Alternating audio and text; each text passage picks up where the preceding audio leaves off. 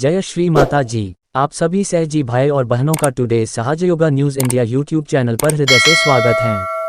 आज हम एक और नए सहजयोग मिरेकल के बारे में जानेंगे। जब एक सहजयोगिनी जी और उनकी मां जाने माने और प्रसिद्ध पहचान वाले ज्योति जी के पास कुछ प्रश्न लेकर गए, तब ज्योति जी श्री माता जी के बारे में बोले।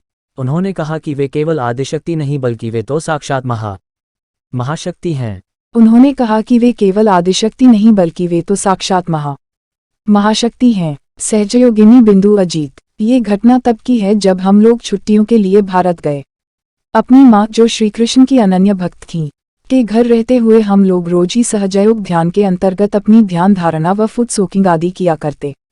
पहले हम लोग हमारी माँ के निर्देशानुसार रोजाना सुबह सवेरे विष्णु सहस्त्रनाम का पाठ किया करते थे, परंतु अब हम लोगों ने इसका पाठ करना बंद कर दिया था। मेरी माँ को बिल्कुल भी मालूम नहीं था कि सहज योग क्या है।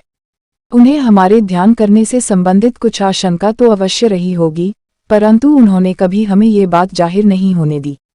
जब कभी हम छुट्टियों में विदेश से भारत आया करते थे तो एक पारिवारिक ज्योतिषी को मिलने अवश्य जाया करते थे, क्योंकि ये ज्योतिषी हमारे क्षेत्र के अत्यंत प्रसिद्ध ज्योतिषी हुआ करते थे। पूर्व में उनकी अधिकांश भविष्यवाणियां सत्य सिद्ध हुई थी। वैसे सहजयोग में आने के बाद मुझे उनके पास जाने में ज्यादा दिलचस्पी तो नहीं थी, परंतु बाकी के घर वालों के साथ मुझे भी जाना पड़ा। मैं श्रीमाता जी से प्रार्थना करके और बंधन लेकर सबके साथ चली गई।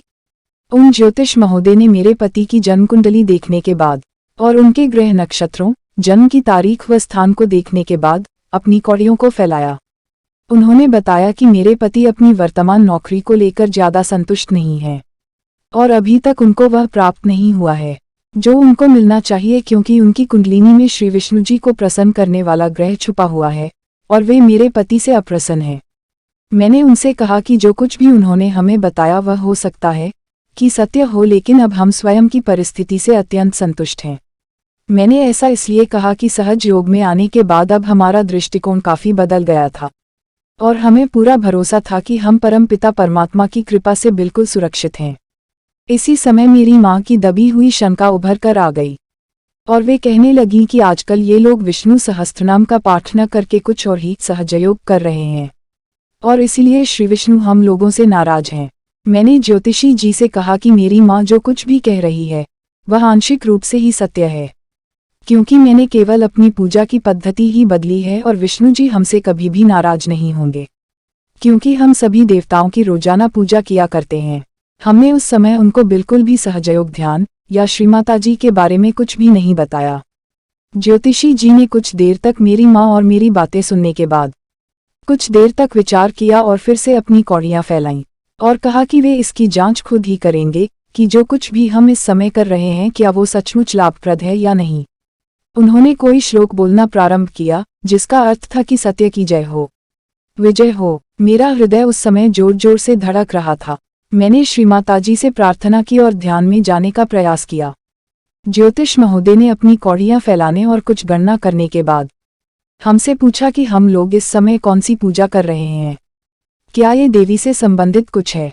मैंने कुछ क्षण सोचा और उत्तर दिया, हाँ, हम कह सकते हैं कि हम लोग देवी श्री आदिशक्ति की पूजा करते हैं। ये सुनते ही वे आनंद और खुशी से भर उठे और उन्होंने कहा कि वे केवल आदिशक्ति नहीं है बल्कि वे तो साक्षात महाशक्ति हैं। वे तो इसके बाद उन्होंने देवी महात्म्य से देवी के कुछ नामों का पाठ किया और कहा कि वे इन सभी शक्तियों का मिला जुला रूप हैं। मैं देख सकता हूं कि आप उन्हीं महाशक्ति के सानिध्य में हैं, अतः आप जो कुछ भी कर रही हैं उसको बदलने का प्रयास बिल्कुल भी न करें। आगे बढ़ो और जो कुछ भी आपकी मनोकामनाएं हैं वे अवश्य पूरी होंगी। इसके बाद वे मेरी माँ की ओर मुड़े और कहा कि आप बच्चों की चिंता बिल्कुल भी न करें। वे कुछ भी गलत पूजा पाठ नहीं कर रहे हैं बल्कि वे तो कुछ ऐसा कर रहे हैं जो हमारी अपेक्षाओं से कहीं अधिक बढ़कर है। इसके बाद उन्होंने हमसे कहा कि जो कोई भी आपकी गुरु हैं वे अनेकों शक्तियों से ओतप्रोत हैं। हमने उनको श्रीमाता जी व सहजयोग के बारे में संक्षेप में बताया। मेरी माँ उनसे फिर भी पूछती रहीं कि हमें किस प्रकार से विष्णु भगवान की पूजा करनी चाहिए ताकि वे हमसे प्रसन्न हो सकें। उन्होंने माँ को बताया कि हम अब सामान्य मनुष्यों की श्रेणी से काफी ऊपर की अवस्था को प्राप्त कर चुके हैं और हम लोग जिस प्रकार से भी उचित हो विष्णु भगवान की पूजा कर सकते हैं। उन्होंने हमसे आगे कहा कि साधारण पूजा पाठ तो सामान्य लोगों के लिए है, न कि आप लोगों के लिए। जब भी इस शहर में सहजयोग प्रारंभ होगा वे भी इसे सीखना चाहेंगे। मेरी माँ और हमारे लिए भी श्री माताजी का सत्य एक आंखें खोलने वाला सत्य था। ये बात ऐसे किसी व्यक्ति के मुंह से सुनना किसी चमत्कार से कम नहीं था, जिन्होंने न तो सहजयोग और न ही श्री माताजी के बारे में कभी सुना था। उन्होंने श्री माताजी को सभी शक्तियों की भी देवी बताया। श्री माताजी की परम कृपा से आज मेरी माँ और मेरी बहन दोनों ही सहजयोग कर रही हैं। एक दिन एक बहुत ही अनुभवी सहजयोगिनी हमारे घर आए और उन्होंने मेरी माँ को आत्म साक्षात्कार दिया।